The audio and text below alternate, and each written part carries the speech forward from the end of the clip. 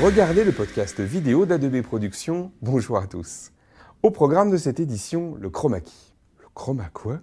Le chroma key, littéralement clé de couleur, qui désigne en vidéo la technique d'incrustation sur fond vert ou bleu.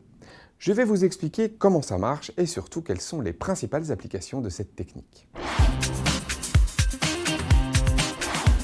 Concrètement, le chroma key consiste à filmer un objet ou une personne sur un fond de couleur unie, bleu ou vert, puis à supprimer cette couleur du signal vidéo pour la remplacer par un fond virtuel.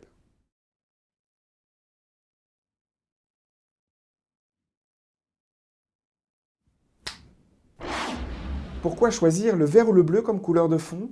Tout simplement parce que ce sont des couleurs primaires de la synthèse additive à la base du signal vidéo. De plus, elles sont les plus éloignées de la couleur de la peau et on les trouve rarement pures dans notre environnement.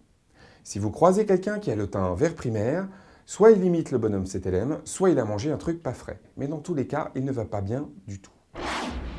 De plus en plus d'équipements légers permettent aujourd'hui de réaliser un chroma key à peu près n'importe où. Mais pour être certain du résultat visuel et de la qualité de la prise de son, rien ne vaut le studio, comme ici, où les installations nous permettent de maîtriser toutes les contraintes techniques pour garantir un résultat optimal. Dans notre process usuel, une fois les séquences tournées, c'est au montage, grâce à un filtre logiciel, que nous allons sélectionner la couleur à remplacer et intégrer le nouveau décor. Avec une régie numérique, il est possible de réaliser cette incrustation en direct. Le chroma key fait partie de la panoplie de base en matière d'effets spéciaux. Côté application, la plus connue est sans conteste la météo.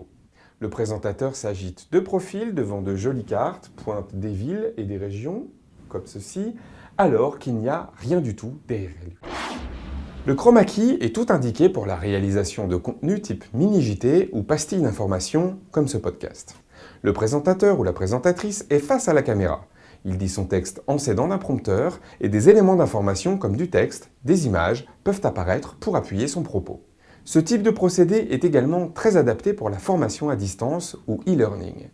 Des cours ou des contenus de formation peuvent facilement être mis en forme, le plan peut être affiché à mesure de la progression, des infographies ou des séquences d'illustrations peuvent enrichir et compléter le discours. Le recours au chroma key combiné avec le tournage en studio est tout à fait rentable. Il est en effet possible de tourner jusqu'à une dizaine d'épisodes en une journée. Le coût unitaire est ainsi sensiblement réduit.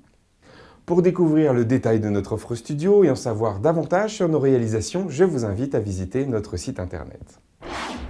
En ce qui me concerne, je vous dis à très bientôt pour une nouvelle édition de ce podcast dans laquelle nous vous dirons tout sur le tracking.